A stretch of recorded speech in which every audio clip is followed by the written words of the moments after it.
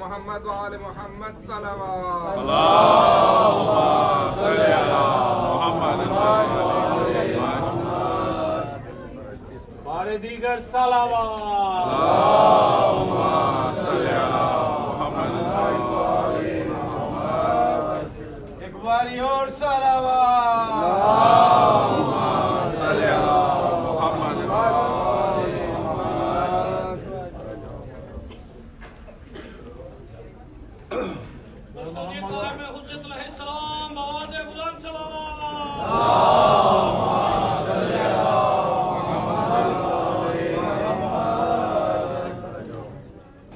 بار دیگر صلوات اللهم صل على محمد وآل محمد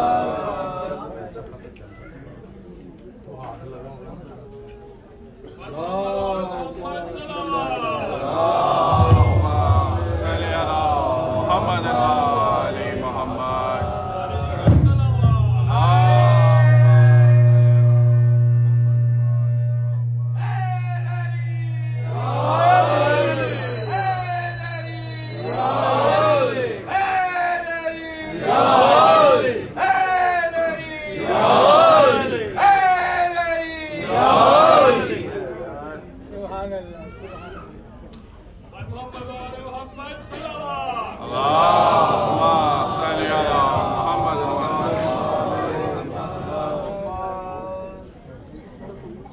ایک اور صلوات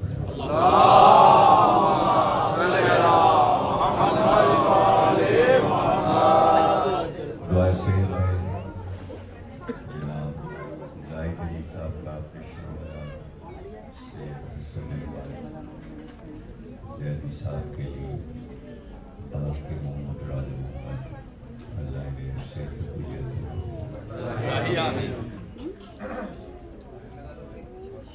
سورہ فاتحہ کی درخواست ہے صرف عالیہ مجلس بھی حیثیت صفت مجلس بھی اور سید زوار حسین جعفری سید انوار حسین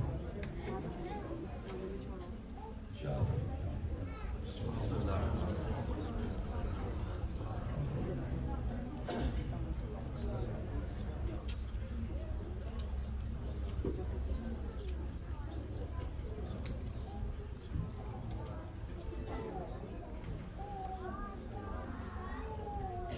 بسم اللہ الرحمن الرحیم تمام تعریف درود اور سلام محمد راج محمد کے لیے صلوات اللهم صل على محمد وآل محمد ارشاد رب العزت ہوا الحمدللہ رب العالمین تمام تعریف اللہ ساری تعریف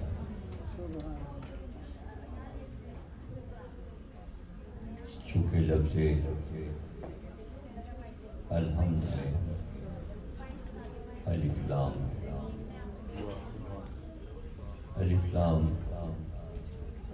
اس بات کا اشارہ ہے کہ دنیا میں کہیں بھی کوئی تعریف ہو رہی ہو وہ تعریف اللہ کی اس سے یہ بھی پتہ چلا کہ کی تعریف کسی اور کی ہو ہی نہیں سکتی۔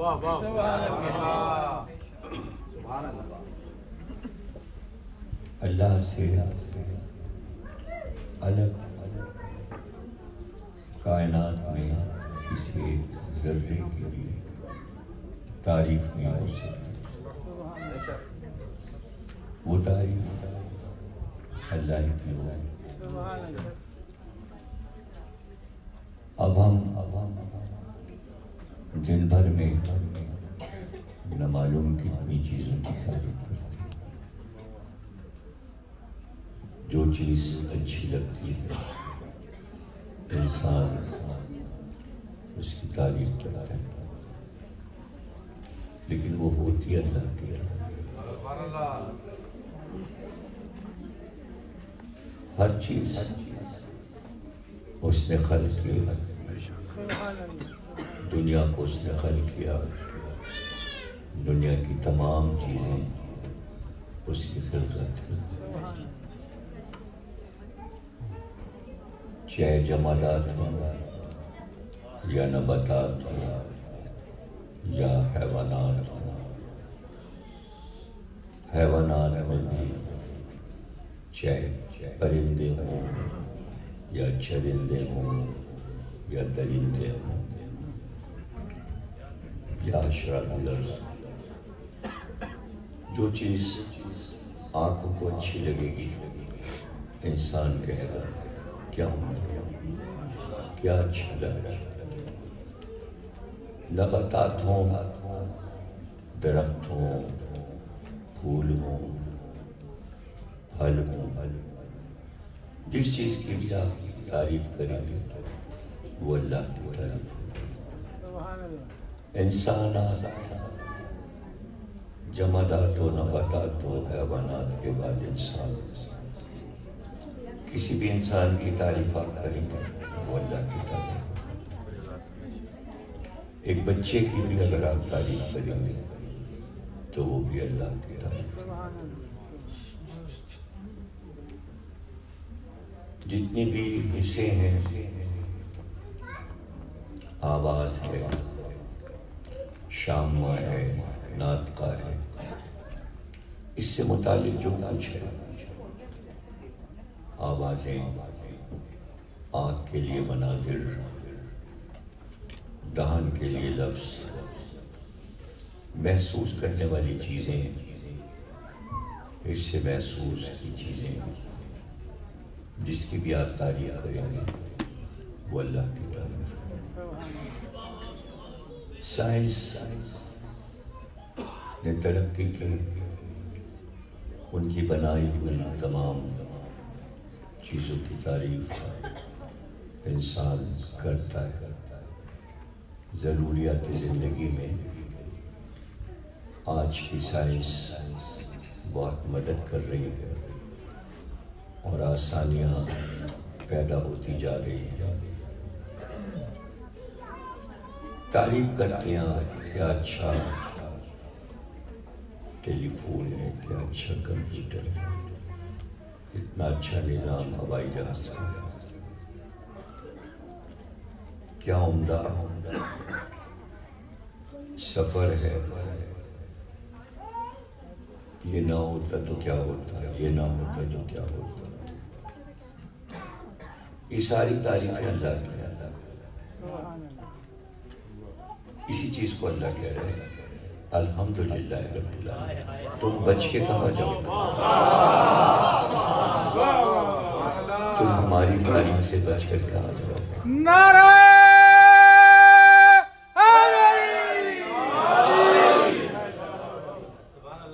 اب چونکہ سائنس مشاہدہ بھی ہے اور ذہانت بھی ہے، ایک جینیس ہی کسی چیز کو ایجاد کر سکتا ہے، تو عقل کے ذریعے اس نے ایک کام کیا۔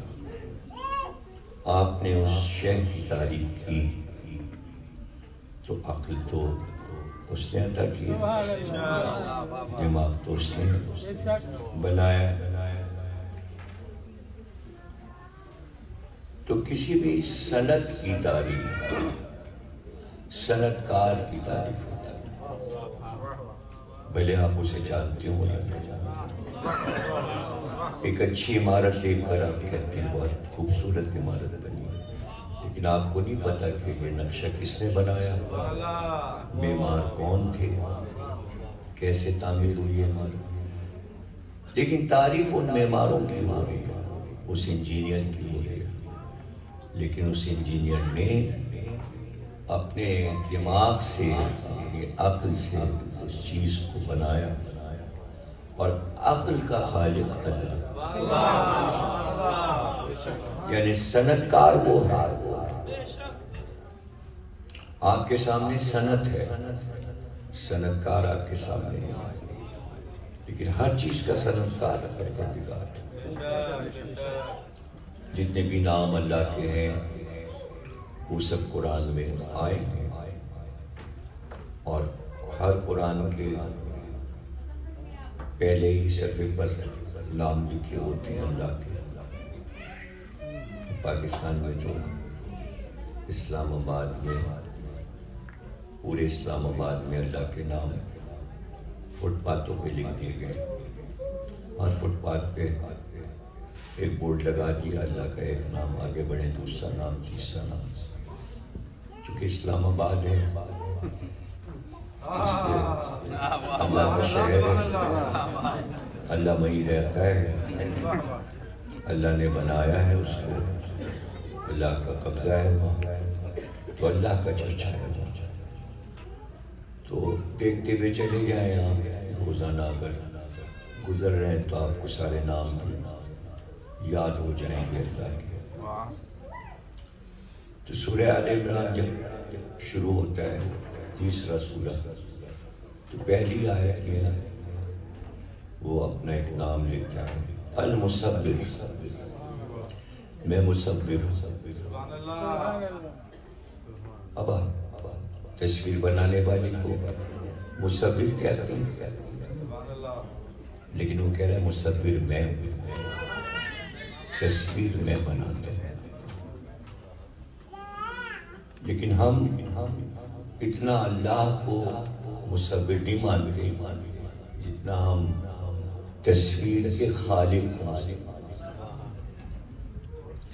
اور ہم کسی بھی مذہب کا تصویر بنانے والا ہو ہم اسے مصور کہتے ہیں، آرٹسٹ کہتے ہیں، مصور کہتے ہیں، لیکن کوئی نہیں کہتا یہ تو شرک کر رہے ہیں۔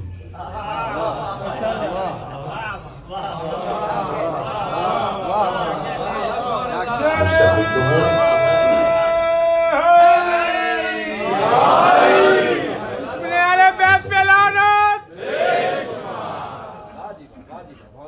اب وہ کہہ رہے ہیں المصور، لیکن وہاں مصور تو بولتے ہیں لیکن اس کو المصور نہیں کہتے۔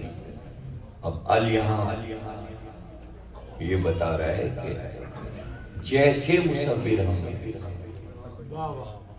ویسا مصور کوئی نہیں ہو سکتا، اس لیے کہ مصور یہ تصویر بنا تو تین چیزیں اگر نہ ہو تو تصویر نہیں بن سکتی، تین چیزوں کا ہونا لازم ہے۔ ایک قلم ہو، یعنی برش ہو، سب سے زیادہ ضروری دوسرے نمبر سے کاغذ، کینوس، جس پر تصویر بنے گی، جس چیز سے تصویر بنائی جائے گی۔ اب تیسری چیز لازمی ہے، رنگ ہو، روشنائی۔ تین چیزوں کے بغیر تصویر بنی نہیں سکتی۔ اب ان تینوں چیزوں کی موجودگی میں اگر مل بھی جائیں کہ کاغذ بھی ہے، گتا بھی ہے، برش بھی ہے، رنگ بھی ہے، لیکن اب ایک چیز اور اس کے اوپر واجب ہے. اگر وہ نہ ہو تو مصور تصویر نہیں بنا سکتا. وہ ہے روشنی. ایک مصور کو اندھیرے میں قلم، کاغذ اور روشنائی دی اور اسے کئی تصویر بناؤ تو اندھیرا اندھیری رات تصویر نہیں بنا سکتا. لائٹ کی ضرورت ہے. یا دن میں بنائے سورج کی روشنی میں اور رات کو بنائے تو لائٹ ضروری ہے. تو اندھیرے میں تصویر نہیں بن سکتی. اب اس سے بھی اوپر ایک اور مشکل ہے جو حیرت انگیز مجبوری ہے. وہ کیا؟ تصویر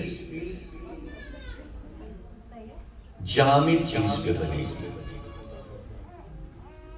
لکڑی پہ بنے گی، پتھر پہ بنے گی، کاغذ پہ بنے گی، گتے پہ بنے گی. لیکن اگر کوئی کہے دریا کے پانی پہ تصویر بنا لکوڈ ایک بوتل بھر کے تیل دے دیجئے کہ اس تیل کے اوپر تصویر بنا، پانی پہ تصویر بنا تو لکوڈ پہ تصویر نہیں بنے گی، جامد پہ بنے گی. تو ایک مصور کے لیے کتنی چیزیں چاہیے، کتنی مصیبت ہے ایک تصویر بنانے کی. اللہ کہہ رہا المصور، ہم تصویر بناتے ہیں اندھیرے گھوٹ میں جہاں روشنی نہیں، بغیر برش کے، بغیر کاغذ کے، بغیر روشنائی کے، اندھیرے میں. لیکن تصویر ہم جامد چیز پہ نہیں بناتے، ہم ایک قطرے پہ بناتے ہیں، لکوڈ پر.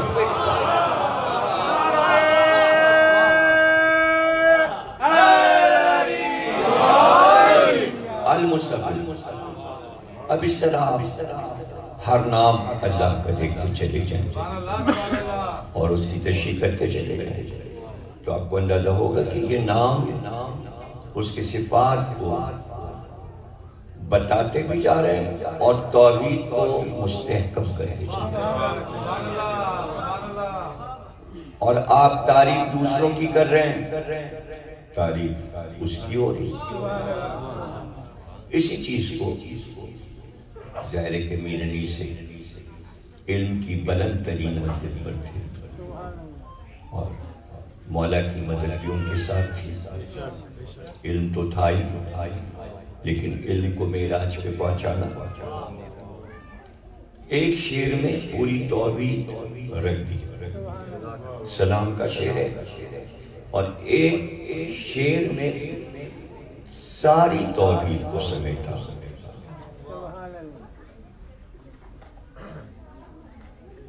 درود کیوں نہ پڑھیں دیکھ کر حسینوں کو، درود کیوں نہ پڑھیں. اب یہ کہ کوئی بھی اچھی چیز دیکھی آپ نے تو حکم یہ ہے حدیث میں کہ درود پڑھو. گلاب کا پھول اچھا لگا، اللہم صلی اللہ محمد، خوشبو آئی اللہم صلی اللہ محمد. کوئی اچھا منظر دیکھا اللہم صلی اللہ محمد. درود کیوں نہ پڑھیں دیکھ کر حسینوں کو، خیال سنت ثانی ہے پاک بینوں کو. جن پاک نگاہوں سے وہ چیز دیکھی گئی، اگر نگاہیں پاک ہیں تو اس سنت کی جو تعریف ہو رہی ہے وہ ثانی کی تعریف ہے. ثانی اللہ کا نام ثانی بنانے والا.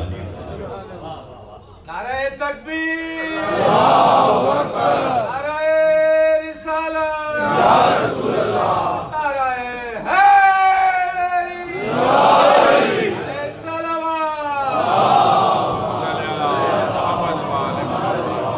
اب جتنے بھی نام ہیں اللہ کے صفات کو واضح کرتے چلے جاتے ہیں. تعریف ہوتی جاتی ہے اللہ کی. کریم ہے وہ، رحیم ہے وہ، اس کا نام وکیل بھی، اس کا نام عالم بھی، لیکن بہت آرام سے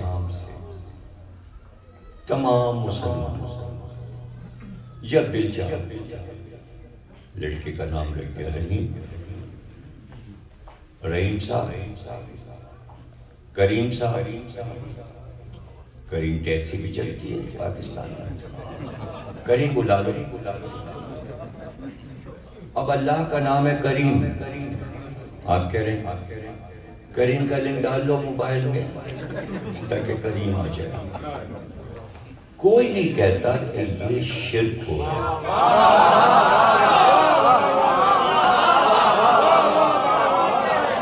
کوئی نہیں کہتا کہ کریم تو وہ ہے، رحیم تو وہ ہے۔ عالم کہہ رہے میں ہوں عالم، جس کو دل چاہا کہہ دیا عالم، شرک نہیں ہوا۔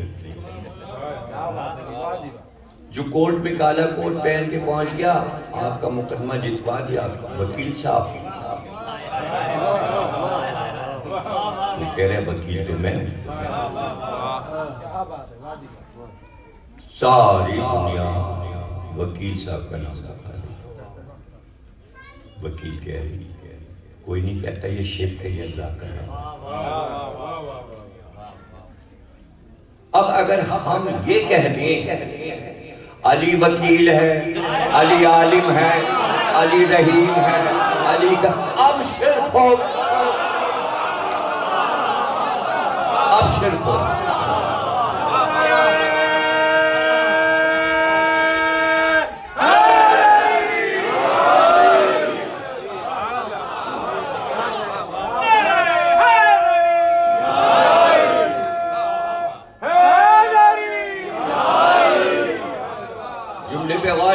جس نے دنیا سے شرک کو مٹایا اس کا نام لینے پہ شرک ہو جاتا ہے۔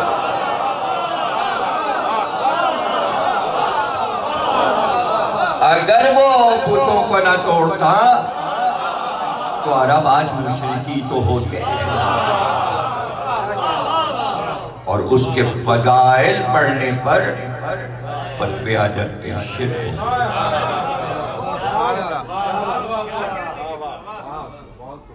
کافروں کی، مشرکوں کی بنائی چیزوں کی تعریفیں ہو رہی ہیں، کہہ رہا سب تعریفیں میری ہیں۔ اعلان کر دیتا قرآن میں اگر کافر اور مشرک کوئی چیز بنائے گا اس کی تعریف اگر تم کرو گے تو وہ میری تعریف نہیں ہوگی۔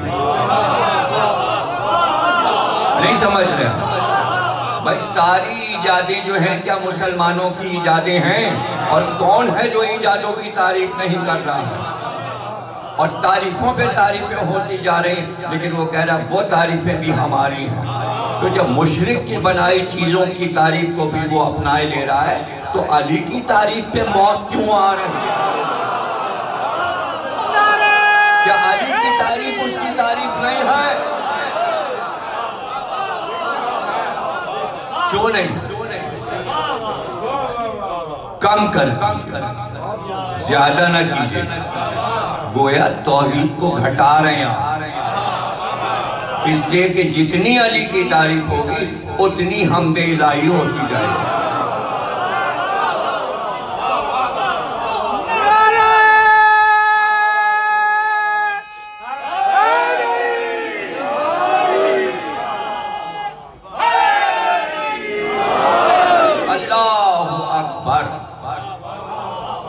میں ہی ہوں اکبر۔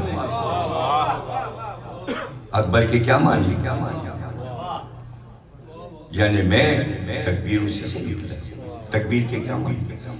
یعنی متکبر ہوں میں، مغرور ہوں میں، مجھے تکبر ہے۔ کس بات کا تکبر؟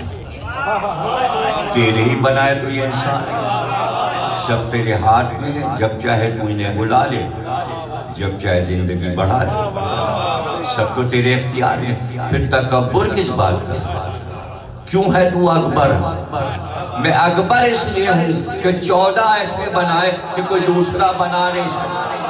اسے پتا تھا کچھ انسان ایسے بنائیں گے کہ ان 14 کے مقابل لائیں گے. تو اس نے کہا اکبر میں ہوں، تم کیا بناؤ گے؟ میں نے بنا دیا.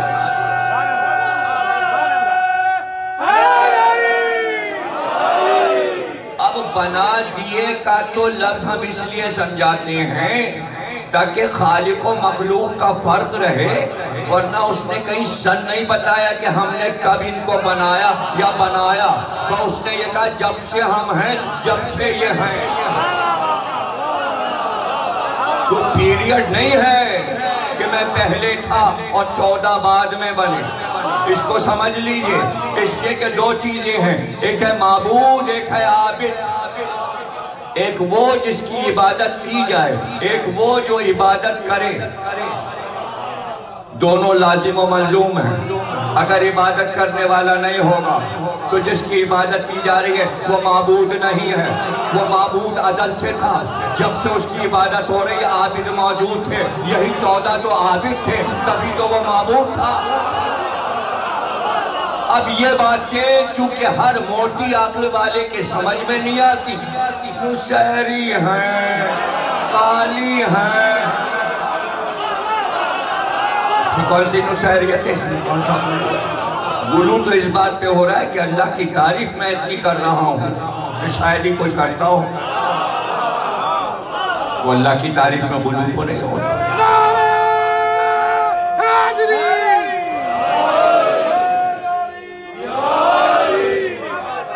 الحمدللہ رب العالمین، ساری تعریفیں اللہ کی.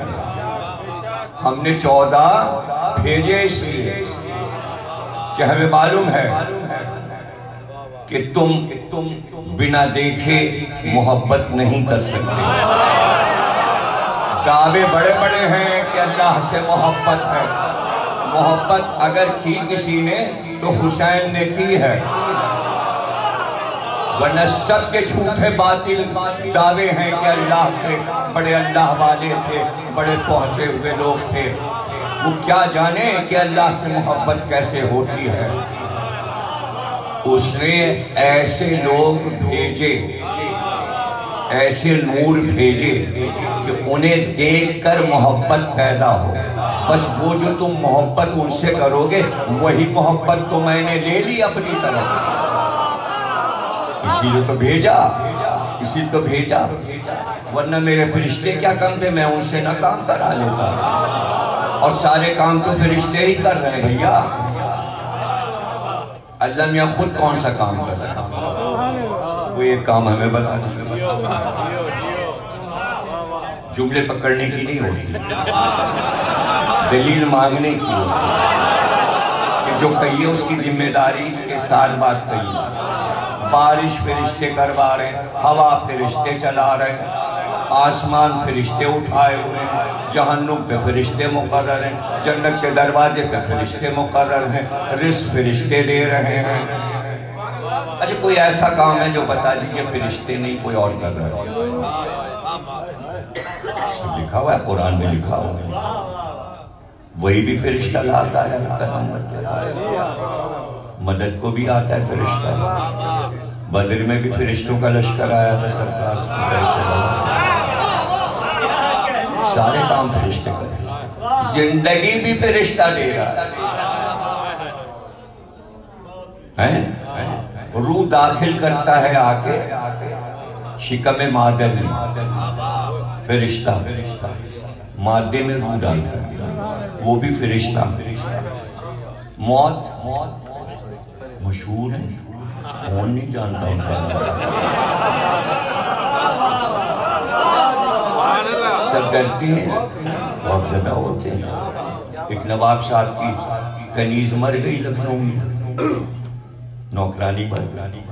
اتنا رو رہے لوگ آ رہے کہہ رہے نوکرانی کے مرنے پہ نواب صاحب اتنے کیوں رو رہے.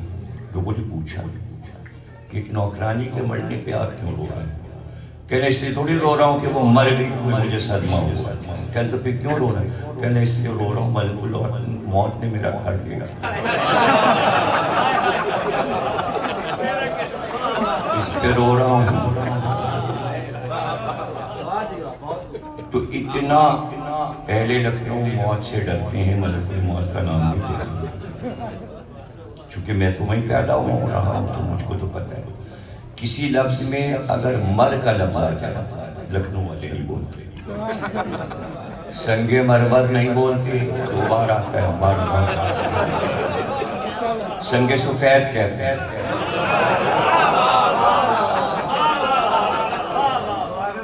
لکھنؤ والے لفظ غسل خانہ نہیں بولتے، اس لیے کہ وہاں مردہ نہیں لایا جاتا،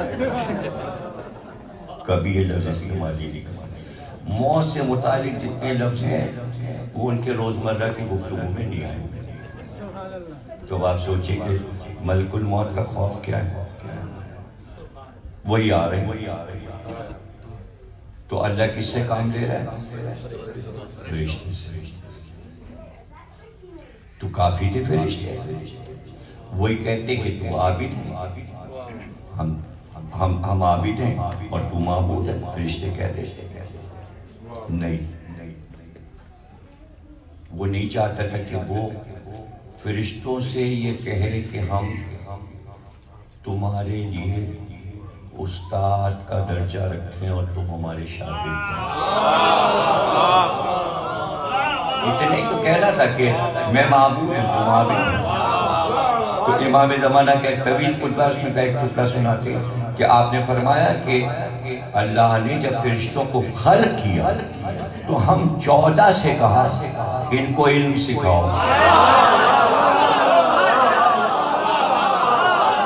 آیت اللہ نوری نے اور دستگیر اپنے اور بہت سے علماء نے یہ خطبہ اپنی کتابوں میں نقل کیا ہے امام زمانہ کا۔ آیت اللہ ابتہی نے بھی اس خطبے کو کوٹ کیا کہ امام زمانہ کہتے ہیں ہم 14 کو ان فرشتوں کو آداب بندگی سکھاؤ،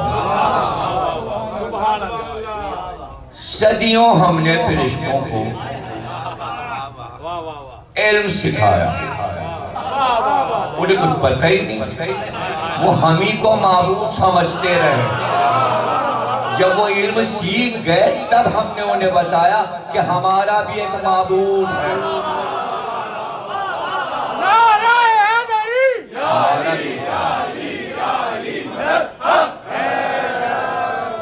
اب مشاعری کا مسئلہ تو حضرت علی پہ اٹھتا ہے نا، میں تو امام مہدی کا ذکر کر رہا ہوں، کیا امام مہدی کے بھی نشاعری کہیں پیدا ہو گئے ہیں؟ حضرت عباس تک تو بات آ گئی، البانیہ تک تو آ گئی، لیکن امام مہدی تک تو میں نے نہیں سنا کہ کچھ نشاعری امام مہدی کو بھی رب کہتے ہیں، حالانکہ قرآن کے مطابق آیات یہی ہیں کہ تمہارے رب کے نور سے زمین چمک اٹھی، اور نیچے حاشیے میں لکھا یہ آیت امام مہدی کے لیے ہے۔ اب ہم کیا کریں بھائی؟ ہم کیا کریں؟ یہ سارے مسائل علمی مسائل، ان میں پریشان نہیں ہونا چاہیے، پریشانی نہیں ہونی چاہیے، اللہ کا اپنا ایک مقام ہے۔ اگر یہ جملہ سارے مسلمان میرا یاد رکھیں اور سب تک یہ جملہ پہنچ جائے تو اتنی آسان بات بتا رہا ہوں میں کہ اس سے بڑھ کے دنیا میں کوئی جملہ ہی نہیں ہو سکتا۔ اللہ ہوتا ہے، اللہ بنایا نہیں جاتا۔ کہتے علی کو آپ نے اللہ بنا دیا، اللہ بنایا نہیں جاتا، ہم نہیں بناتے، اللہ بندہ بناتا ہے یا بندے اللہ بناتے ہیں؟ وہ ہوتا ہے، وہ ہے، تو لوگ توحید کو ہی نہیں سمجھے، اب اس کا کیا علاج ہے؟ کیا علاج؟ نہیں سمجھے توحید، توحید کیا ہے؟ اللہ ایک، اس نے صرف ایک کہلوانے کے لیے 1,24,000 انبیاء بھیجے۔ اب اس سے اندازہ لگا لیجئے کہ ایک کہنا کتنا مشکل تھا اس دنیا میں، نبی پہ نبی، نبی پہ نبی، نبی، اور نہ کہنا تھا انسانوں کو، نہ کہا اللہ ایک، اگر کہہ دیتے آدم کے معاملے میں کہہ دیتے اللہ ایک تو نوح کھائے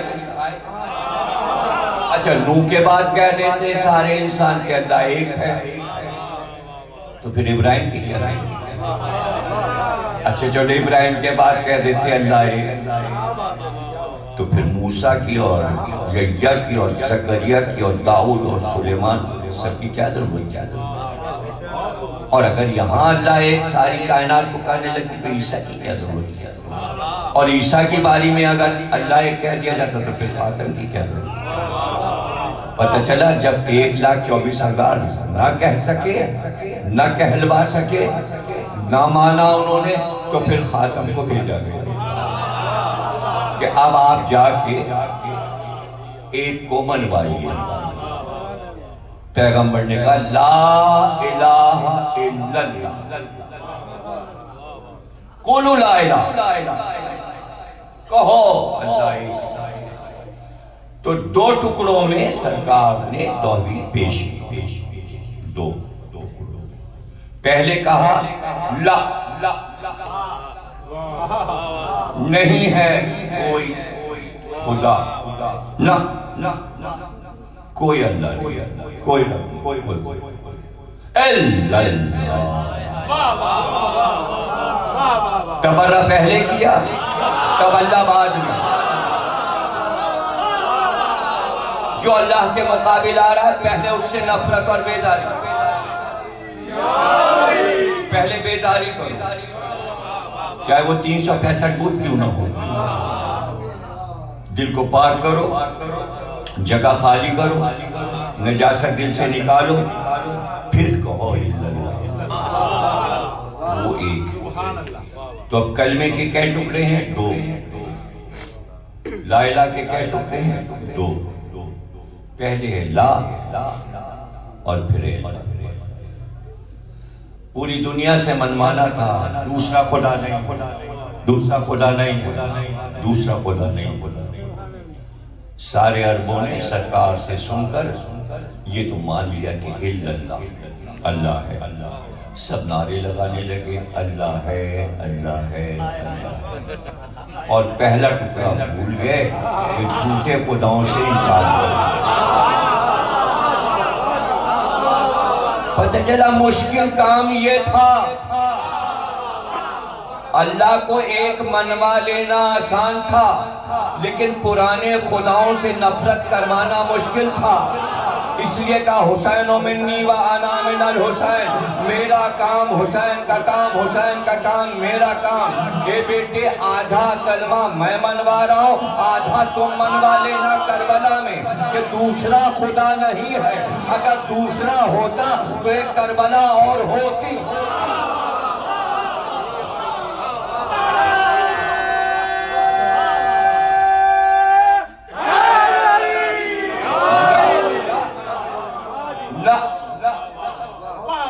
لاؤ اگر دوسرا ہے میں ہوں کربلا میں دیکھو بات چیت ہو رہی ہے قربانیاں پیش کی جا رہی ہیں اس کی درگاہ میں اس کی بارگاہ میں ہے کسی کے پاس ایسا معبود نہیں ہے تو ایک ہی گھرانہ ہے جو منوا گیا لا بھی اور اللہ بھی اب جب لا اور اللہ ہو جائے تب کہیں محمد رسول اللہ سمجھ میں آئے اب یہ آسان کیا جا رہا ہے سبق سکھا کر کہ لا بھی سمجھو اللہ بھی سمجھو اور محمد الرسول اللہ بھی سمجھو تاکہ آسانی ہو جائے علی ولی اللہ سمجھیں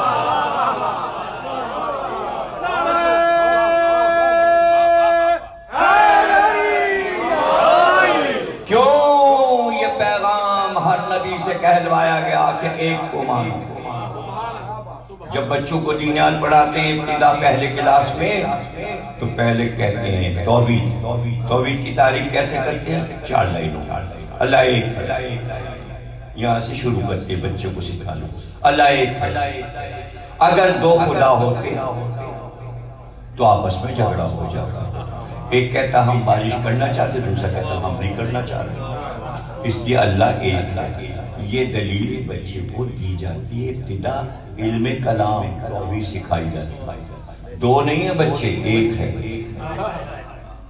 دو ہوتے تو اختلاف ہو جاتا نظام میں، اس لیے اللہ ایک ہی ہے. کتنا آسان بچوں کو سمجھا دیا جاتا ہے پرائمری کلاس میں کہ ایک کیوں ہے. تو ایک کیوں ہے؟ تاکہ تمام انسانیت ایک منزل پر سمٹ آئے. یہ اسلام ہے، اسی کو اسلام کہتے ہیں کہ ساری انسانیت کو اللہ ایک جگہ لانا چاہ رہا تھا کہ ایک پر جمع ہو جاؤ. پھر اس کے بعد اس نے کہا اب ایک ہی نبی ہے اور آخری ہے، اب اس کے بعد کوئی نبی نہیں آئے گا، ایک ہی نبی پہ اکٹھا ہو جاؤ. اب اس کے بعد اللہ یہ چاہتا تھا کہ جب نبی میرے پاس واپس آ جائے تو جو توحید پر اکٹھا ہوئے ہیں اور ایک نبی پہ اکٹھا ہوئے ہیں ان کو ایک امام پر اکٹھا کیا جائے. اس لیے واقعہ غدیر رکھا گیا. واقعہ غدیر توحید کے لیے ہے، صرف امامت اور ولایت کے لیے نہیں، تاکہ اختلاف نہ ہو، ایک ہی رہے. اس لیے علی کا ہاتھ اٹھا کر بلند کر کے بتایا یہ ایک ہے، ادھر ادھر نہ جانا، ادھر ادھر نہیں جانا، علی پر ہی لگ جاؤ، علی پر ہی. وہ زمانہ گزر گیا تھا، پرانا زمانہ جب اللہ بنا کرتے تھے. ایک زمانے میں نقلی اللہ بھی بنتا تھا، پھر وہ سلسلہ بند ہو گیا. نقلی نبی بھی بنتے تھے، وہ سلسلہ بھی بند ہو گیا. سرکار کے بعد کوئی نبی نہیں بنا. اب قادیانوں کی بات تو چھوڑ دیجیے، تو وہ تو کہتے ہیں مہدی موعود بھی کہتے ہیں اور نبوت بھی، وہ تو ہر چیز ہی لیے رہتے ہیں. چھوٹے سے لوگ ان کی بات نہ کریں اور ان کو اسلام میں جوڑتے بھی نہیں، اس فرقے کو فرقہ ہی نہیں سمجھتے. اسمبلی میں کہہ دیا کہ مسلمانوں سے کوئی تعلق نہیں. لیکن عام طور سے نبی تو نہیں بنتا، اور اب اللہ بھی نہیں بنتا. جب دور تھا تو نمرود بن گیا، فرعون اللہ بن گیا، شداد بن گیا خدا. اس کے بعد یہ دور ختم ہوا. لیکن جب علی کا اعلان ہوا غدیر میں تو سب کے دل میں یہ آرزویں تڑپنے لگی، ہم بھی کچھ بنے، ہم بھی کچھ بنے. چمن چمن کلی کلی، چمن چمن کلی کلی، نگر نگر گلی گلی، نگر نگر گلی گلی، نعرہ حیدری. کچھ نہ کچھ ہم بن جائیں. لیکن اتنے ٹائٹل، اتنے نام، اتنے خطابات، اتنے القاب اللہ نے علی کو دے دیے تھے کہ ہر لقب اور ہر خطاب کی صفت کسی ایک میں جمع ہونا مشکل. کون سا لقب اللہ نے چھوڑا تھا قرآن میں؟ ید اللہ فوق ایدیہم، یہ اللہ کا ہاتھ ہے. عین اللہ، یہ اللہ کی آنکھیں ہیں. جنب اللہ، یہ اللہ کا پہلو ہے. لسان اللہ، یہ اللہ کی زبان ہے. سارے خطاب علی پہ ختم ہو گئے، سارے خطاب علی پہ. ہر حدیث سے ایک خطاب نکالا. یہ کل کفر ہے، یہ کل ایمان ہے، یہ کل ایمان ہے، یہ ابو تراب ہے، یہ شجرہ طیبہ ہے، یہ صراط مستقیم ہے. قرآنی القابات آیات میں، پیغمبر کے ارشادات حدیث میں. تو کیا ہو رہا ہے؟ چلنے والے چلے جا رہے تھے، مرے جا رہے تھے، پروپیگنڈا کر رہے تھے. اس پروپیگنڈے کا شکار علی والے بھی ہو گئے. یہ نہ سوچا کہ یہ کہاں سے آ رہی ہے فکر کہ علی کے فضائل بہت زیادہ ہو گئے ہیں، انہیں کم کر لیجئے. ارے پریشان وہ تھے اس لیے کہ وہ تھکے جا رہے تھے اسی طرح کے بنا بنا کے، لیکن وہ چل نہیں پا رہے تھے. اس لیے کہ دماغ ان کو مان نہیں رہے تھے، اس لیے کہ وہ عقلی مسئلے نہیں تھے۔ میں شہر علم و علی اس کا دروازہ، انہوں نے کہا تو وہ چھت ہے، وہ دیوار ہے، وہ پرنالہ ہے۔ لوگوں نے کہا شہر میں چھت کہاں ہوتی ہے، شہر میں دیوار کہاں ہوتی ہے، شہر میں پرنالہ کہاں ہوتا ہے؟ ہاں دروازہ ہوتا ہے۔ وہ بناتے گئے، لوگ رد کرتے گئے۔ پریشانی ان کی تھی، پریشانی ہمارے ہاں آ گئی۔ جب پریشانی ہمارے ہاں آ گئی تو رسول اللہ پہلے سے بتا گئے تھے کہ پریشانی وہاں بھی ہوگی، علی کے معاملے میں پریشانی یہاں بھی ہوگی۔ تو اس لیے غدیر خم میں ایک لفظ دیا تھا رسول اللہ نے، علی کو مخاطب کر کے کہا جب غدیر کا خطبہ تمام ہوا اور سب کچھ بتا چکے تو علی کے فضائل پڑھنا شروع کیے غدیر کے منبر پر، اور پھر آپ نے فرمایا سورہ الحم علی تمہاری شان میں آیا ہے۔ وَالْعَصْرِ إِنَّ الْإِنسَانَ لَفِي خُسْرٍ إِلَّا الَّذِينَ آمَنُوا وَعَمِلُوا الصَّالِحَاتِ وَتَوَاصَوْا بِالْحَقِّ وَتَوَاصَوْا بِالصَّبْرِ۔ یہ سورہ علی تمہاری شان میں آیا ہے۔ پھر حدیثیں سنانا شروع کی آیات پڑھنے کے بعد کہ میری تمہاری مثال ایسی ہے جیسے موسیٰ کی نسبت جو ہے ہارون سے ہے، اسی طرح تمہاری نسبت مجھ سے ہے۔ تم مجھ سے ہو، میں تم سے ہوں۔ جو تم سے جنگ کرے اس سے میری جنگ، جو تم سے سلو کرے اس سے میری سلو۔ تیرا خون میرا خون، تیرا گوشت میرا گوشت۔ ایک ایک چیز غدیر خم میں سنانے کے بعد کہا میں نے اتنے فضائل علی تمہیں سنا دیے ہیں اس امت کو، اب جو ان فضائل کو میرے بتائے ہوئے فضائل کو گھٹائے وہ مقصر ہوگا۔ غدیر خم کے خطبے میں لفظ مقصر رسول نے استعمال کیا، یا علی جو تمہارے فضائل قصر کرے گھٹائے اسے مقصر کہتے ہیں۔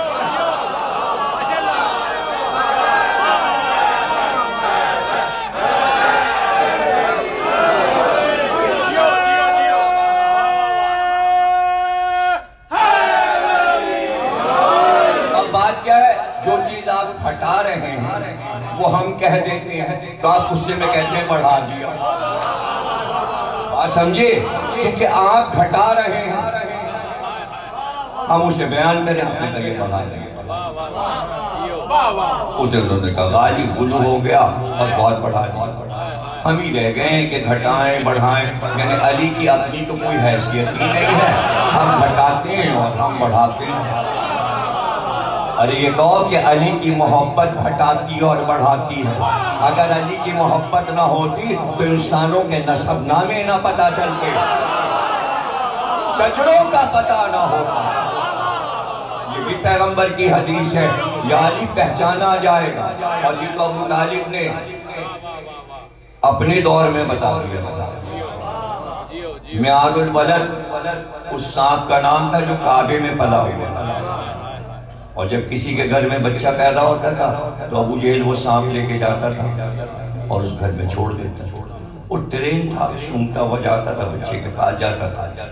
اگر وہ ڈس لیتا تھا بچے کو تو لوگ کہتے تھے اس کا نسب خراب تھا، اور واپس آ جاتا کہتے ہیں ہاں بھئی حلالی، یہ بچہ حلالی۔ ابو جہل کی ڈیوٹی تھی، وہ پنڈت تھے وہاں کے، وہ تلک لگواتے تھے، انہیں مبارکباد دی جاتی تھی، لوگوں نے پرشاد پیش کرتے تھے تمہارے سامنے ہمارے بچے کو حلالی قرار کر دیا۔ اب پتہ چلا کہ بھئی کعبے سے ایک بچہ لے کر محمد ابو طالب کے ساتھ آئے ہیں فاطمہ بنت سے، اور بچہ جھولے میں ہے تو سانپ لے کے ابو طالب کے گھر آ گیا۔ اسے اجدر بھی کہتے ہیں، بڑا والا سانپ تھا، چھوٹا والا نہیں تھا، اجدر تھا بڑا والا سانپ۔ ارے وہ کب سے پل پل کے کھا کے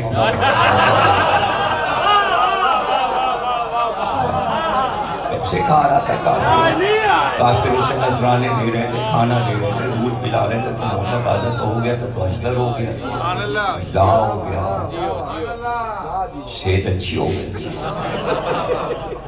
وہ لا کے ابو طالب کے دروازے پہ چھوڑ کے وہاں روک کے انتظار کرنے لگا۔ وہ چلا علی کے جھولے کے پاس پہنچا، بلند ہوا، ادھر بلند ہوا، پھکارا، علی مڑے، دیکھا، ننھے ننھے دونوں ہاتھ اس کے کھلے ہوئے دہن میں ڈال دیے۔ اور اب جو چیرا تو منہ سے لے کر دم تک 2 حصوں میں چیرا۔ اب بڑی دیر ہو گئی، بہت دیر ہو گئی، معیار الولد نہ آیا۔ معیار الولد سمجھیں، یعنی بلدیت کا معیار اس کو قرار دیا تھا جانور کو۔ بات تو سمجھئے، بلدیت کا معیار اژدہے زہریلے جانور کو کافروں نے قرار دیا تھا۔ قدرت نے طے کیا کہ ایسا معیار الولد بنایا جائے جو معزز ترین ہو، جس سے شجرہ پہچانا جائے۔ ابو طالب کو آواز دی، کہا کہ وہ معیار الولد کو میں نے اندر بھیجا تھا، پتہ نہیں چلا کیا ہوا۔ ابو طالب کہہ دیا تو جو ٹکڑے پڑا ہوا تھا اس کو تو موئی علی نے چھین دیا تھا، وہ مردہ پڑا ہوا تھا۔ ابو جہل کو بلایا، کہا دیکھ لیں یہ ہے شہریار۔ ابو جہل نے کہا یہ کیسا بچہ ہے تمہارا، اس نے تو معیار الولد کو مار ڈالا۔ اب پورا مجمع وہاں دروازے پہ کافروں کا جمع ہو گیا، خبر ہو گئی مکے میں معیار الولد مارا گیا۔ سب پریشان ہو رہے ہیں کہ ہماری بیویوں کا کیا ہوگا، مسائل حل کیسے ہوں گے، بچہ کس کا ہے۔ ہم تجارت کرنے باہر چلے جاتے ہیں، درخت میں گرا باندھ کر جاتے تھے، اگر گرا کھل جائے تو بیوی پہ شک ہوتا تھا، گرا بندھی رہے تو کہتے تھے بیوی جو ہے خیریت سے ہے۔ اب میں بند لفظوں میں آپ کو یہ سب کیسے کافروں کی باتیں میں یہاں مومنوں میں کیا بتاؤں گا آپ کو، تو سب کتابوں میں لکھی ہوئی ہیں۔ تو اب یہاں مسئلہ یہ تھا، ارے بھائی اب کون بتائے گا، کیسے پتہ چلے گا؟ تو ابو طالب نے کہا میں محمد کو بلاتا ہوں، میرا بھتیجا مسئلہ حل کر دے گا۔ رسول اللہ باہر آئے، کہا کیا پریشانی ہے؟ کہا یہ تمہارے چچا زاد بھائی نے معیار الولد کو مار ڈالا، اب کیسے پتہ چلے گا؟ ولدیت کا آج سے طے ہو گیا کہ یہ علی ولدیت کا معیار بنے گا۔ جو اس سے محبت کرے گا وہ حلالی ہے، جو اس سے دشمنی کرے گا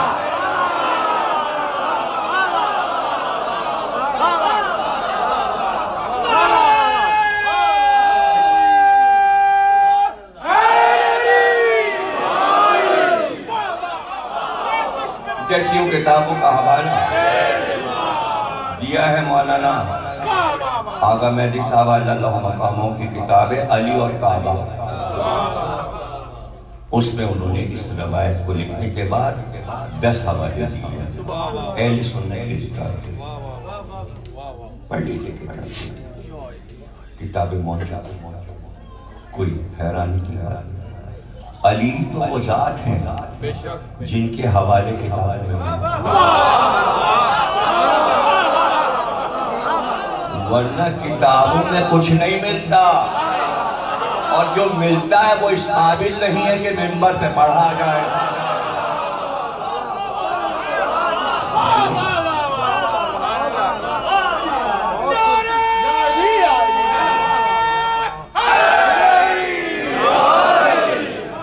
پورا عرب، پورا مکہ، پورا مدینہ بنی ہاشم کو چھوڑ دیا۔ کس عمر میں سب ایمان لائے ہو مسلمان؟ 40 میں، 50 میں، 55 میں، 60 میں، 65 میں، اور اس کے بعد 13 برس مکے کے، 10 برس مدینہ کے۔ اب اگر کوئی 23 برس زندہ رہا ہے تو یہ بتائیے کہ 23 برس کا مسلمان ہے اور 40 برس کا کافر ہے، تو سوانح حیات جب لکھی جائے گی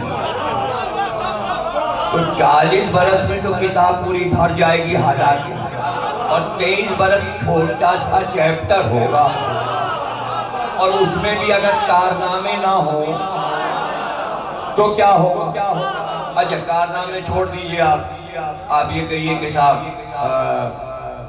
یہ نہ کہیے، ایک تو ہے چیز مگر کہیے نہ، عجیب زبردستی ہے مسلمان، جبر کے عالم میں فضائل ہے، جبر کیا مطلب یہ نہ کہیے کہ کوئی لڑائی نہیں پھٹائے گی، ہاں نہیں کی مگر کہیے نہ، کسی میدان میں نہیں ٹھہرے، ہاں نہیں ٹھہرے مگر کہیے نہ، یہ منطق سمجھ میں نہیں آتی. تو کیا رسول اللہ کو یہ بات نہیں معلوم تھی؟ اللہ کو یہ بات نہیں معلوم تھی کہ جب کوئی کہنا چاہے گا کہ بھئی میدان میں نہیں ٹھہرے تو پیچھے پڑ جائیں گے. تو اس پہ غور کر لیجئے رسول اللہ حدیثیں کس طرح بیان کرتے ہیں تاکہ آپ کے لیے آسانیاں ہو گئی. سیدھے سیدھے کہتے خیبر میں کلمہ علم علی کو دے دیا، مگر صحیح بخاری میں جو حدیث امام بخاری نے لکھی اور پھر سائے ستہ میں سبھی نے لکھ دی اور لکھتے چلے گئے، تو وہ حدیث اس طرح کل میں علم مرد کو دوں گا، رجل مرد کو دوں گا. اتنا بھی کافی تھا کہ بھئی مرد کو دوں گا، کرار کو دوں گا، غیر فرار کو، جو بھاگتے رہے ہیں ان کا غیر. بھاگنے والا علی کا غیر ہے. یہ غیر کا لفظ سورہ الحمد میں موجود ہے، غیر المغضوب علیہم ولا الضالین. اور یہ جو غیر ہے تو پھر وہ علی کا غیر ہے. نہیں سمجھ رہے آپ؟ حدیث میں بھی غیر کا لفظ ہے، آیت میں بھی غیر کا لفظ ہے، اور غیر میں نقطے 3 ہی ہیں، ایک غین کا، 2 یہ کے. اور اسی کو میر انیس نے کہا غیر کی مدح کروں شہ کا ثنا خواں ہو کر، مجرئی اپنی ہوا کھوؤں سلیماں ہو کر. مدح غیر کی نہیں ہوتی، میر انیس نے بتایا. تو فضائل علی کو سمجھنے کے لیے حدیثیں ہیں. تمام ائمہ نے اسے دہرایا. ہماری حدیث اتنی وزنی ہے، اتنی بھاری ہے کہ جب وہ پیش کی جاتی ہے یا انبیاء اولو العزم اس کا وزن اٹھا سکتے ہیں، یا ملائکہ مقربین جو بہت قریب ہیں اللہ سے، ہر ملک بھی حدیث کا وزن نہیں اٹھا سکتا، یا وہ مومنین جن کے دلوں کا امتحان لے لیا گیا ہو.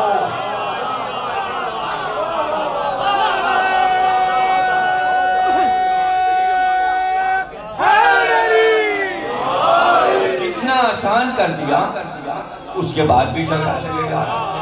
اور ایک فیس بک مل گیا ہے، بندر کے ہاتھ ناریل اور ادرک لگ گئی، تو اب آسانی ہو گئی کہ چہرہ کو ہے نہیں، لڑکا لڑکی بن کے، لڑکی لڑکا بن کے فیک آئیڈیاں بنی ہوئی ہیں. جو سمجھ میں آیا کمنٹ کیا بھاگ گئے، کمنٹ کیا بھاگ گئے. اب یہاں مجلس میں تو ہمیں بات کرنا پڑے گی. کتب خانہ سامنے، کتابیں وہاں سے اٹھا کے یہاں رکھی جائیں گی، صفحے کھول کھول کے دکھائے جائیں گے. تو بہت بڑا سمجھیے کہ نعمت خانہ ہے کہ یہاں کتب خانہ بھی، اور ہر امام باڑے میں کتب خانہ بنائیں. امریکہ اور لندن والے جہاں امام باڑہ بنے ساتھ میں کتب خانہ بھی بنا، اور تمام نجف اور ایران اور ان کی کتابیں منگا کے رکھیں. اگر فضائل علی کا سلسلہ جاری رکھنا ہے شیعوں کو تو کتب خانہ بنائیں، اور سارے آیت اللہ کے سارے علماء کی کتابیں پرانی نئی سب جا کے امام باڑے میں رکھیں، تاکہ ذاکروں کو آسانی ہو جائے کہ یہاں بیٹھ کے جب گفتگو ہو تو ہم کہیں بھیا ذرا اٹھا کے لے آنا ہے احتجاجیتی برسی، بھیا اٹھا کے بہار الانوار لے آؤ، جاؤ شیخ صدوق کی لے آؤ بھائی خسال، جاؤ ارشاد لے آؤ شیخ مفید کی، اور صفحہ نمبر پورا کھولو اور دیکھو یہ کیا لکھا ہے. اس لیے کہ اب آگے کام ایسے نہیں چلے گا. یہ والی بکس چاہیے، فیس بکس نہیں چاہیے. لوگوں نے اس کتاب پر اس بک کو ترجیح دے دیا. فیس بک یہ زیادہ پڑھی جا رہی ہے کتاب ان کتابوں کے بعد، اور مستند بھی سمجھا جا رہا ہے. فیس بک کو مستند بھی سمجھ لیا ان کتابوں کے مطابق. تو جہاں پر فیس بک مقبول ہو رہی ہو، چہرے کی کتاب، چہرے کی کتاب تو پھر اس کتاب میں بھی چہرہ دیکھ لو. علی کا چہرہ دیکھنا عبادت ہے. فیس بک تو ابھی ایجاد ہوئی ہے. نعرہ حیدری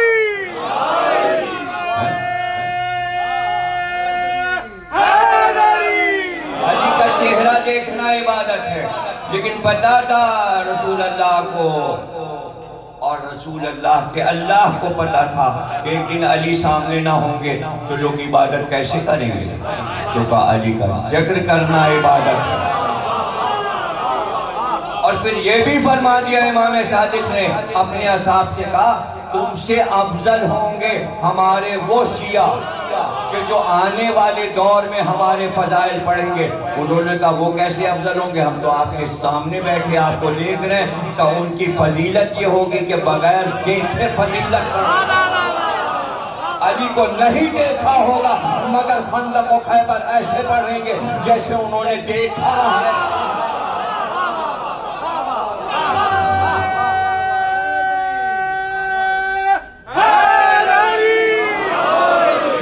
فخر ملا ہوا ہے مومنین کو، اپنے ہاتھ سے اپنا فخر کھونا چاہتے ہیں. دامن تھامے رہیں اور پگنڈے ہوں گے. نئی بات کوئی نہیں ہے، پہلے بھی ہوئے تھے. بنانے والا شام میں بیٹھا تھا. 1 سال اس نے کھولا ہوا. جھوٹی حدیثیں بن رہی تھی. علی کے خلاف جھوٹی حدیثیں بنائی جا رہی تھی. اوروں کے خلاف اچھی حدیثیں بنائی جا رہی. جب ایک کے لیے بہت سی بن جاتی تھی کہتا تھا اب دوسرے کے لیے شروع کرو، اب تیسرے کے لیے شروع کرو. معاویہ پہ لعنت. رسول اللہ کے لیے بنائی جا رہی. رسول اللہ کے لیے جھوٹی حدیثیں بنائی جا رہی. ایک تاجر آیا مکے میں. مکے کے پاس ایک شہر عکا ہے. یہ مکہ ہے ایک اور شہر عکا ہے کچھ دور پر تھا. پہلے تاریخ میں وہاں سے پیاس کا تاجر آ گیا. منو پیاس لے کے آ گیا. پیاس بھی کیا. اب پیاس پہ جلدی سڑ جاتی ہے. ابو ہریرہ سے اس نے کہا بھائی پیاس بھی کی بکوا دو تو بڑا تمہارا حصہ. تو وہ کبھی صفا پہ کھڑے ہوئے کبھی مروہ پہ اور کہا حاجیو رسول اللہ کی ایک حدیث سن لو. جس نے عکے کی پیاز مکے میں کھائی وہ سیدھا جنت میں گیا. ساری پیاز اس کی بک گئی. تو آج بھی یہی ہو رہا ہے کہ تجارت ہو یا حکومت ہو جو دل چاہا وہ کر لیا. گڑا ہوا ہے کہ علی جو ہے مقدمہ لڑنے کے لیے قاضی کے کٹہرے میں کھڑے ہو گئے. یعنی حاکم کی حیثیت ہی ختم کر دی. سب کچھ قاضی ہو گیا.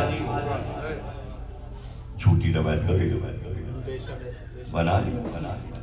ارے بھائی واقعہ صرف اتنا ہے کہ وہ سائز تھا اور علی کے گھوڑے کی زین چرا لے گیا. علی نے اس پہ فرمایا آج ہی تو میں اس کو یہ زین دینے والا تھا لیکن اس کی زندگی میں اس کے ہاتھ پر چوری لکھی تھی. ایک اتنا واقعہ جس جج کو لے گئی عدالت میں بھائی ایک ہی واقعہ علی کا گزرا ہے. جو وزیر اعظم آتا ہے جو صدر آتا ہے پاکستان میں بھائی یہی ایک واقعہ پڑھتا ہے. کچھ اور پڑھتا جیسے کوئی اور واقعہ. حیرت کی بات ہے کہ پورے نہج البلاغہ دستور پورا دیا ہے حکومت کا علی. جہاں آپ آ رہے ہو مانگنے کے لیے اقوام متحدہ میں وہاں تو علی کا پورا منشور پڑھ کے سنا. جبکہ مشرف کے دور میں اقوام متحدہ نے یہ بیان دیا کہ تمام اسلامی ملکوں کو علی کا نظام اپنا لینا چاہیے. نیٹ پہ پڑھا ہوا سارے اخباروں نے، امریکہ کے اخباروں نے چھاپا، اردو اخباروں نے، انگریزی اخباروں نے یہ بیان چھاپا. تو آپ اس کی بات کیجیے. اچھا اب حکومتی سطح پر سیاسی سطح مجلس تو آسان ترین جگہ جہاں مومنین یہ کہہ سکتے ہیں، پڑھ سکتے ہیں، بچوں کو بتا سکتے ہیں. یہ بھی بتا دیا رسول اللہ وصیت کیجیے ابو ذر کو، سلمان کو، مقداد کو، عمار کو، جابر بن عبداللہ انصاری کہ میرے بعد یہ اعلان کرتے رہنا امت کے ایک ایک فرد سے کہنا کہ اپنے بچوں کی پرورش ولایت علی پہ کریں، اپنے بچوں کی پرورش محبت علی پہ کریں۔ دم دم دم دم ہر دم ہر دم نعرہ حیدری۔ محبت علی سے محبت رسول پیدا ہوتی ہے، اور جب ان دو بھائیوں کی محبت پیدا ہوتی ہے دل میں، تب اللہ کی محبت پیدا ہوتی ہے۔ اس فلسفے کو مسلمان سمجھنے کو تیار نہیں ہے، وہ زبردستی یہ چاہتے ہیں کہ ہمارے بنائے ہوئے کے ذریعے اللہ کی محبت پیدا کی جائے۔ ان کو اللہ سے محبت تھی بھی، اللہ سے محبت تھی بھی۔ آپ موازنہ علی سے کر رہے ہیں کہ جو دعوت ذوالشیرہ میں کھڑے ہو کر خطبہ نہج البلاغہ پڑھ لیجئے کہ بچپن میرا گزرا تو باپ سے مجھے لے لیا تھا، ماں سے مجھے مانگ لیا تھا، میں تو عادی ہو گیا تھا محمد کے سینے پہ سونے کا۔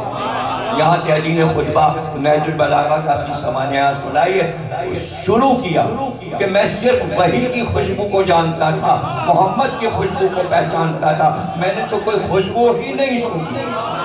اور جب غذا کی ضرورت ہوتی تھی تو کھجورے منہ میں ڈال کر دانتوں سے کترتے تھے، لعاب بناتے تھے۔ جب لعاب بن جاتا تھا تو میرا منہ کھول کر اپنے منہ کو میرے منہ سے ملاتے تھے، جیسے پرندہ اپنے بچے کو دانہ بھراتا ہے، اس طرح محمد نے مجھے غذا بھرائی۔ اور جب یہ غذا مجھ تک پہنچی تو مجھ پر 1000 علم کے دروازے کھلے، اور ہر دروازے سے میں نے ہزار علم کے دروازے کھولے۔ میری تو غذا ہی رسول کا لعاب دہن۔ پھر جب میں اپنے پیروں سے چلنے لگا تو میں پیچھے پیچھے یوں چلتا جیسے اونٹ کا بچہ اونٹ کی ٹانگوں سے ٹانگیں ملا کر چلتا ہے، جدھر جدھر وہ جاتے ادھر ادھر میں جاتا۔ ذرا یہ دیکھیں کہ آج علی کہہ رہے ہیں جدھر جدھر محمد جاتے ادھر ادھر میں جاتا، اور آنے والے دور میں محمد نے کہا جدھر جدھر حق جائے گا ادھر ادھر علی جائے گا، جدھر جدھر علی جائے گا ادھر ادھر حق جائے گا۔ اور آپ کہہ رہے ہیں علی کا نام آ جائے گا تو عبادت آپ کی باطل ہو جائے گی، اور علی جدھر جائے گا ادھر تو حق جائے گا۔ باطل کا لفظ علی کے نام میں اچھا ہی نہیں لگتا۔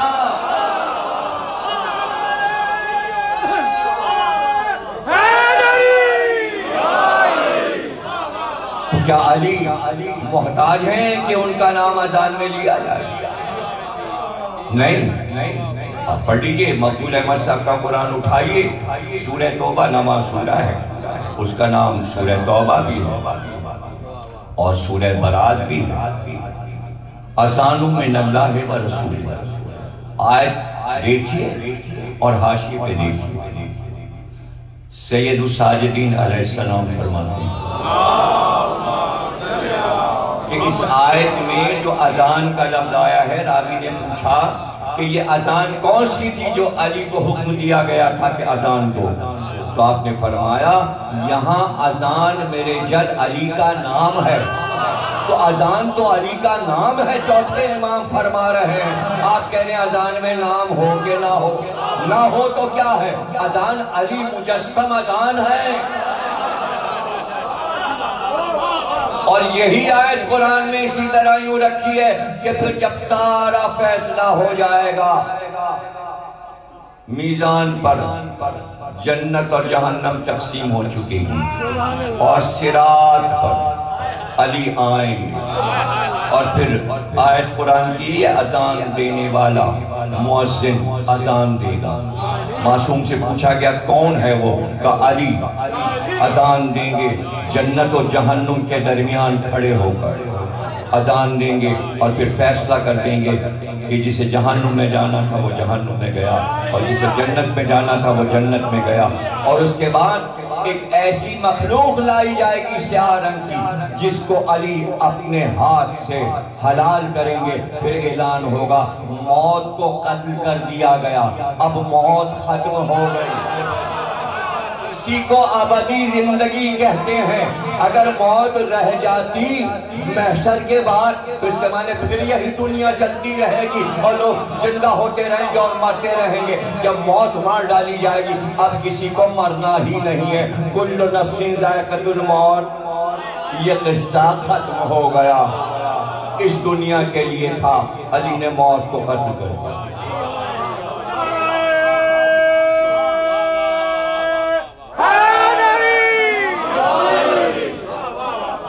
جوش ملی آبادی نے ایک مصرع اپنے مرثیے میں امام حسین کے لیے دیا، اسے اندازہ ہوتا ہے کہ وہ آیات بھی ان کے سامنے تھی۔ امام حسین کو کہہ رہے ہیں اے گلوے موت کے خنجر سلام دے، یعنی حسین نے کربلا میں موت کے گلے پر خنجر چلا دیا، اور اسی وقت دلیل سامنے آئی کہ سر نیزے پر بلند ہوا اور حسین سورہ کہف کی تلاوت کی۔ موت مر گئی کربلا، موت مر گئی کربلا۔ اب انسانوں کے لیے کل نفس ذائقۃ الموت، نفس کے لیے، لیکن مباہلے میں رسول اللہ نے فرمایا، اللہ نے حکم فمن حاجک فیہ من بعد ما جاءک من العلم فقل تعالوا ندعو ابناءنا وابناءکم نساءنا انفسنا وانفسکم ثم نبتہل فنجعل لعنۃ اللہ علی الکاذبین۔ لا بیٹوں کو لاؤ، عورتوں کو لاؤ، نفسوں کو نفسوں، بیٹوں میں حسن حسین، نساء میں فاطمہ زہرا، نفس علی۔ اب مباہلے میں نفس رسول ہے، شب ہجرت نفس بیچا ہے تو نفس اللہ ہے۔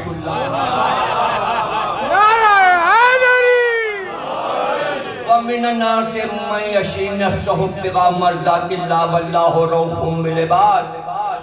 مردان خدا میں وہ بھی ہیں جو اپنے نفس کو بیچ دیتے ہیں اور اللہ کی مرضیاں خرید لیتے ہیں، تو نفس اللہ کے پاس گیا تو علی نفس اللہ ہو گیا۔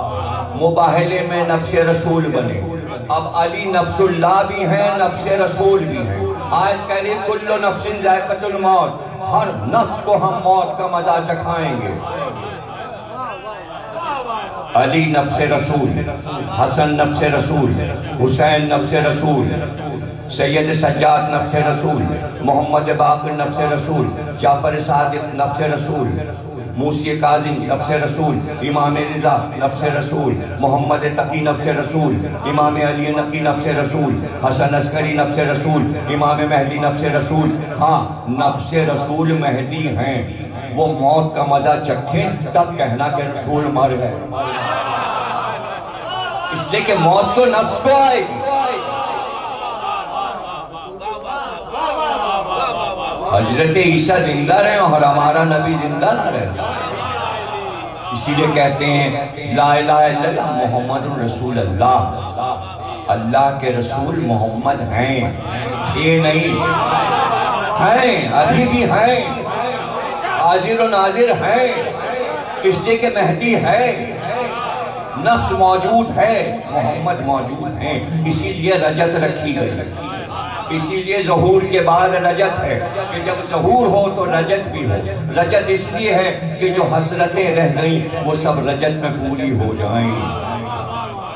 کربلا میں ماؤں کی حسرتیں ہیں، بھائی کی بھائی کے لیے حسرت ہے، بہن کی حسرت بھائی کے لیے ہے، سب رجت ہی پوری ہوں گی، محشر میں پوری ہوں گی۔ اور پھر سب سے بڑی حسرت، ایک ماں کی یہ حسرت، میرے لال کو روئے گا کون؟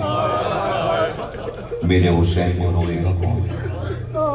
بابا جب علی بھی نہیں ہوں گے، میں بھی نہیں، حسن بھی نہیں، تو پھر حسین کی لاش پہ روئے گا پورا محشر کا واقعہ پڑھنا بیان کرتے جا کر ہم ایک قوم رونے والی پیدا کریں۔ قرآن میں سورہ مائدہ میں اللہ کہتے ہیں ہم ایک قوم کو لائیں گے، قوم آتی ہے قوم روتی رہے، یہ بھی کہا رسول اللہ، اس قوم کے بزرگ کربلا کے بزرگوں کو،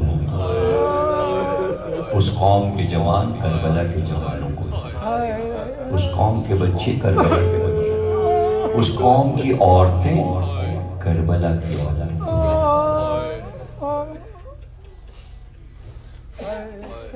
ایک ماں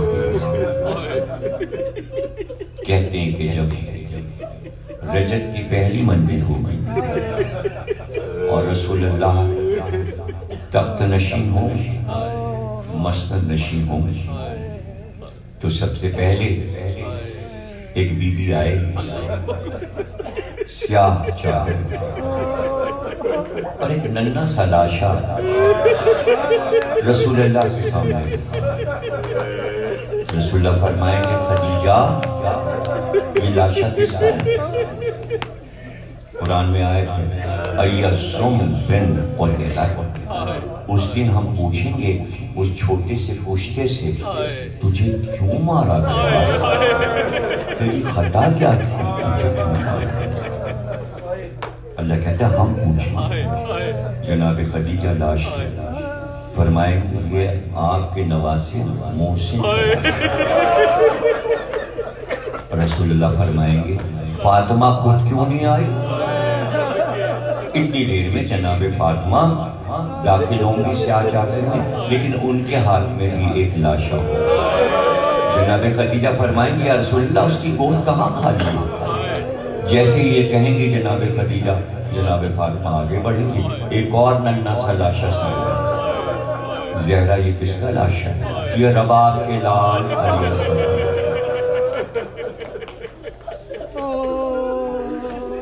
اس کے بعد محشر کا میدان ہے، اس کو بھی امام رضا علیہ السلام نے اسی طرح سمجھایا کہ نور کی عماری پہ جناب سیدہ آئیں اور منادی ندا کرے گا آنکھوں کو بند کرو محمد کی بیٹی ہے۔ راوی نے پوچھا کہ آنکھیں بند کرنے کا حکم کیوں ہوگا؟ اس لیے کہ انبیاء بھی تو کھڑے ہوں گے، جناب ابراہیم جد ہیں جناب سیدہ کے وہ بھی تو کھڑے ہوں گے۔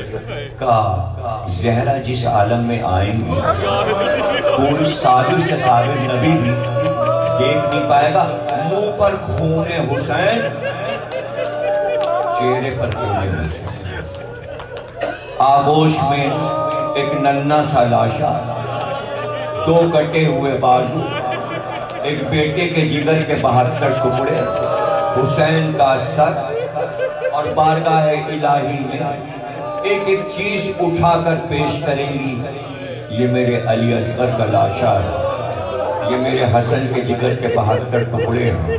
اور سب سے آخر میں امام رضا فرماتے ہیں دو کٹے ہوئے ہاتھ اٹھا کر کہیں گی یہ میرے بیٹے عباس کے 2 ہاتھ۔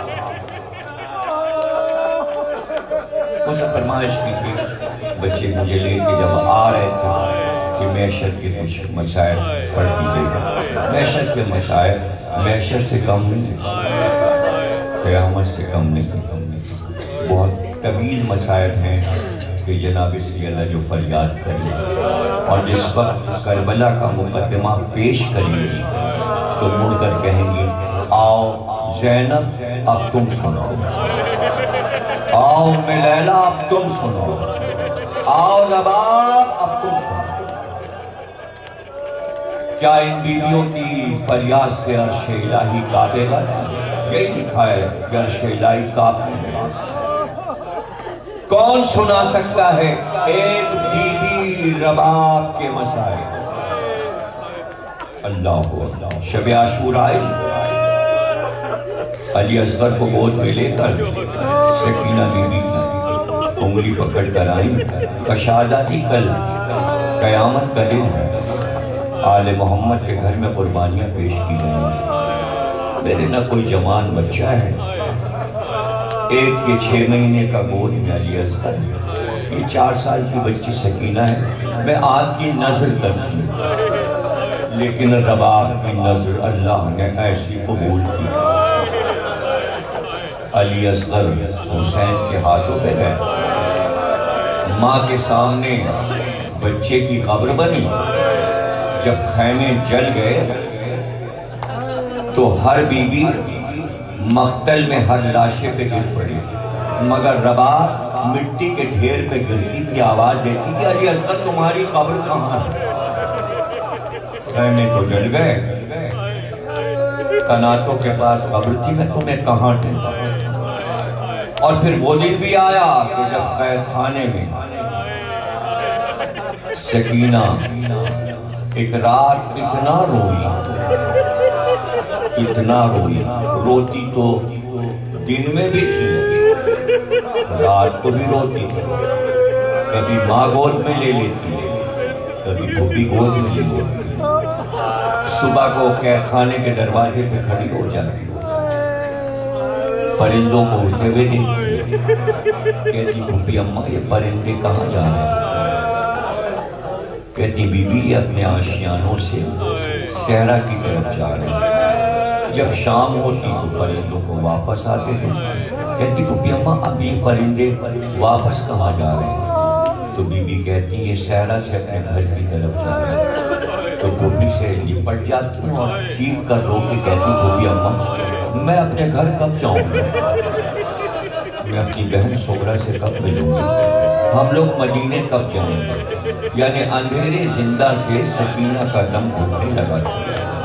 ایک تو رسی سے ہی گلا باندھا گیا، وہ جو دو در کانوں میں حسین نے پہنائے تھے محبت سے بیٹی کو وہ چھینے گئے.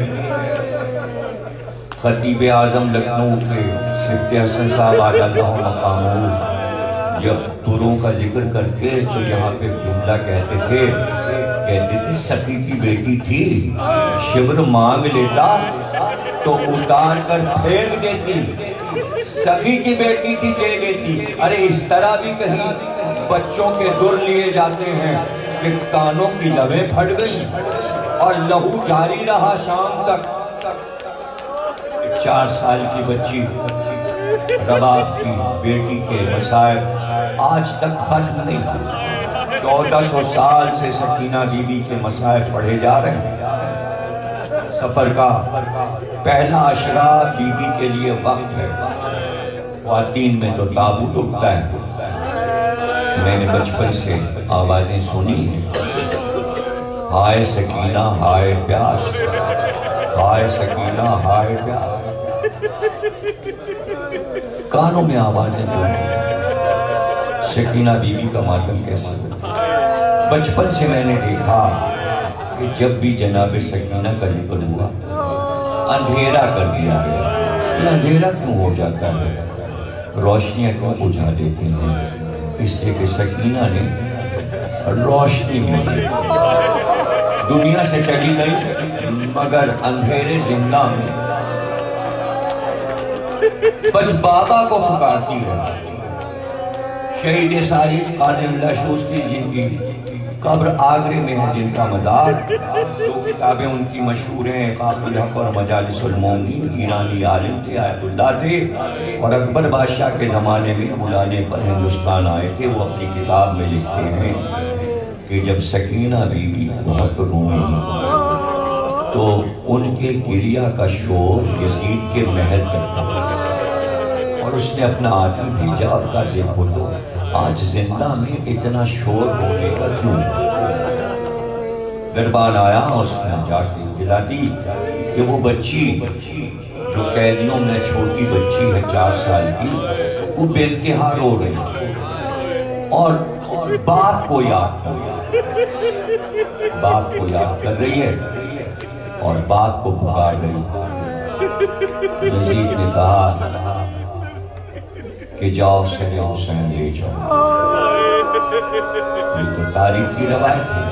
اور شہید ثالث یہ کہتے ہیں کہ جب سکینہ نے بابا کو بہت پکارا تو جہاں مقفل صندوق میں سر حسین رکھا تھا، سکینہ کی آوازوں سے اس کا تالا ٹوٹ گیا اور سر حسین ہوا کے گوش پہ بلند ہوا اور قید خانے کی سمت چلا. قید خانے کا تالا ٹوٹا، سر حسین قید خانے میں داخل ہوا، اور ایک بار سکینہ اٹھ کے بیٹھی اور پکار کر کا بابا آ گئے، اور ایک بار آغوش پھیلا کر سر حسین کو گود میں لے لی، اور اس کے بعد حسین کے سر پر منہ رکھ کر رونا شروع کیا، اور روتے روتے ایک بار خاموش ہو گئی۔ ماں آگے بڑھی، جناب زینب آگے بڑھی کہ سکینہ روتے روتے خاموش ہو گئی۔ ایک بار دوش پہ ہاتھ رکھا جناب زینب نے اور آواز دی، اِنَّا لِلَّهِ وَإِنَّا إِلَيْهِ رَاجِعُونَ۔ اب تو رونے کا وہ شور اٹھا، سکینہ بی بی کی لاش پر بیویوں نے وہ ماتم کیا، وہ گریہ کیا کہ شور سے پورا محل اور قصر یزید کا گونجنے لگا، قید خانہ گونجنے لگا، اور اس شور میں یزید نے پوچھوایا کیا ہوا؟ کہا وہ بچی مر گئی جو روز اپنے باپ کو یاد کر کے روتی تھی۔ تو یزید نے کہلوایا، سید سجاد اگر کفن کا سامان چاہیے تو ہم کفن بھجوا دیں۔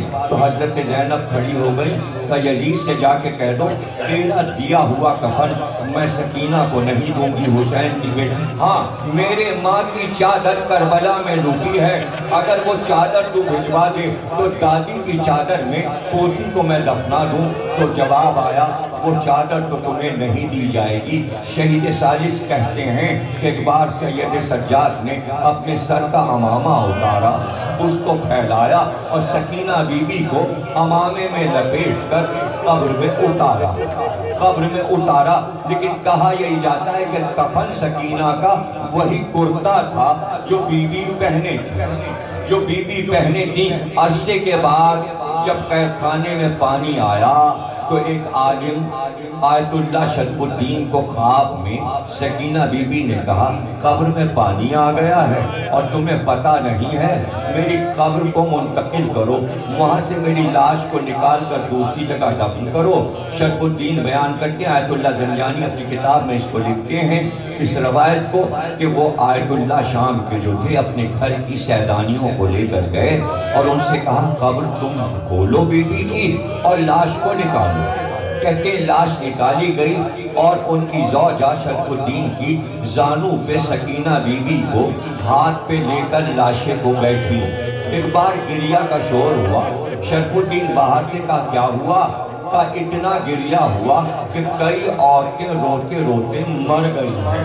کا معاملہ کیا ہے؟ کہا جب ہم نے لاش سکینہ کو دیکھا تو وہ کرتا جو پشت پر تھا تو اتنے تازیانے مارے گئے تھے کہ لہو سے وہ کرتا پیٹ میں چپک گیا تھا۔ آج تک سکینہ کی پشت سے اب تک لہو ماتم حسین